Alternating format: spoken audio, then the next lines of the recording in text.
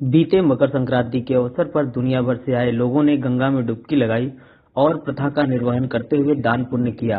आस्था में विश्वास करने वाले लोगों ने गंगा में डुबकी लगाने के साथ आचमन किया, मगर गंगा में गिरते शहर के छोटे बड़े 30 नाले गंगाजल को प्रदूषित कर रहे हैं। ऐसे में गंगा में स्नान करने वालों की संख्या में बड़ी कमी देखी जा रही है। स्थानीय लोग गंगा स्नान तो छोड़ आचमन करने से भी कतरा रहे हैं। गंगा की सफाई और घाटों पर कार्य तभी देखे जाते हैं जब किसी वीआईपी का आगमन होता है, अन्यथा गंगा की स्थिति पूर्ववत की भांति दयनीय बनी हुई है। तो कुछ नहीं पड़ा है, बल्कि लोग गंगा जी के नाम पे वोट मांगने का काम कर रहे हैं कि गंगा सफाई हम करेंगे। गंगा तो कोई सफाई नहीं कर सकता, मैं बता दूं। गंगा खुद स्वयं हर वर्ष बरसात काल में खुद से साफ हो जाती है, बल्कि लोगों को खुद अपने से जागरूक होना होगा कि गंगा में कचरा न डालें। गंगा तो निर्मल है, खुद स्वच्छ है, गंदा नहीं है। ये लोगों के मन की गंदगी है कि लोग इसको गंगा बोलते हैं। कुछ जो कारण है, जैसे सीवर है, लोग अपने जो है घरों को कूड़े हैं, माला फूल है, ये सब डाल देते हैं। अगर ये डालना बंद हो जाए तो गंगा तो साफ है। साधु सिर्फ इनके नाम पे जो है धन उगाही के काम हो रही है, बड़े बड़े मशीनें अलग आ रहे हैं, बड़े बड़े सिस्टम डाला जा रहा है, मगर सब कुछ फेल हो गया है। गंगा स्वयं खुद अपने से हर वर्ष साफ होती है। गंगा स्वच्छ है, ऐसा बात नहीं स्वच्छ नहीं है। हाँ, रहा बात गंगा में निरंतर अगर पानी छोड़ा जाए तो खुद साफ रहेंगी, क्योंकि गंगा में धारा रहेंगी तो गंगा ऑटोमेटिक अपने आप वो साफ हो जाएंगी। कुछ सीवरें हैं जो बंद हो जाए तो गंगा अपने आप निर्मल हो जाएंगी। अच्छा, क्या लोग कतराते भी हैं गंगा में स्नान से? जी हाँ, कुछ जगहों पे ऐसा होता है कि पानी नहाने लायक का वो समझिए मार्जन करने लायक भी नहीं रहता है। वहीं अगर अधिकारियों की माने तो गंगा की सफाई और स्नान करने योग्य ऑक्सीजन को लेकर मॉनिटरिंग करने वाली संस्था केंद्रीय प्रदूषण नियंत्रण बोर्ड के अधिकारी कालिका सिंह ने बताया कि गंगा पहले से साफ हुई है। उन्होंने कहा कि गंगा में स्नान करने के लिए जितने ऑक्सीजन की मात्रा होनी चाहिए, गंगा जल में उतना ऑक्सीजन मौजूद है।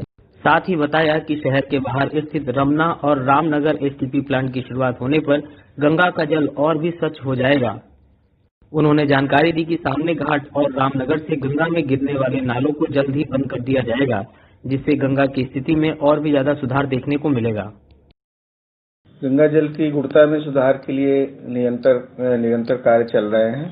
अभी जो ऑनगोइंग प्रोजेक्ट है उसमें हमारा नगवा ड्रेन, जिसका लगभग लोड 45 MLD है, और नक्खी घाट है उसका भी 1.2 MLD, और हमारा सामने घाट है उसका भी 1.8 MLD है।